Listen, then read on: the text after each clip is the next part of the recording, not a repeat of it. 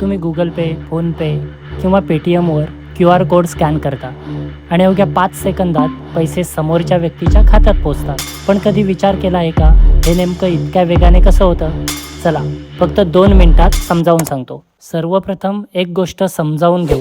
UPI म्हणजे पैसे ठेवण्याचं ॲप नाही. UPI ही एक डिजिटल पेमेंट प्रणाली आहे, जी वेगवेगळ्या बँकांना एकमेकांशी जोडते. गुगल पे, फोनपे किंवा पेटीएम ही फक्त त्या प्रणालीचा वापर करणारी ॲप्स आहेत. समजा तुम्ही एका कॅफेमध्ये 200चा QR कोड स्कॅन केला. सर्वप्रथम तुमचं ॲप तुमच्या बँकेकडे पेमेंटची विनंती पाठवतं. त्यानंतर ही विनंती UPI नेटवर्कद्वारे पुढे जाते. तिथे तुमच्या खात्यात पुरेसे पैसे आहेत का, पिन बरोबर आहे का आणि व्यवहार सुरक्षित आहे का, हे काही क्षणात तपासलं जातं.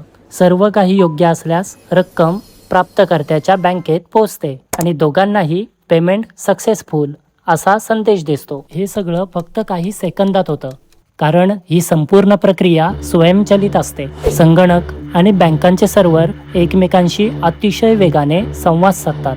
त्यामुळं रांगेत उभं राहण्याची किंवा पैसे मोजण्याची गरजच राहत नाही. म्हणून पुढच्या वेळी तुम्ही QR कोड स्कॅन करून पेमेंट कराल तेव्हा नक्की आठवा, त्या काही सेकंदांमध्ये पडद्यामागे अनेक सुरक्षित डिजिटल प्रक्रिया पूर्ण झालेल्या असतात. अशाच सोप्या मराठीत टेक्नॉलॉजी आणि AI समजून घ्यायचं असेल तर चॅनलला सबस्क्राईब करायला विसरू नका. भेटूया नेक्स्ट व्हिडिओमध्ये.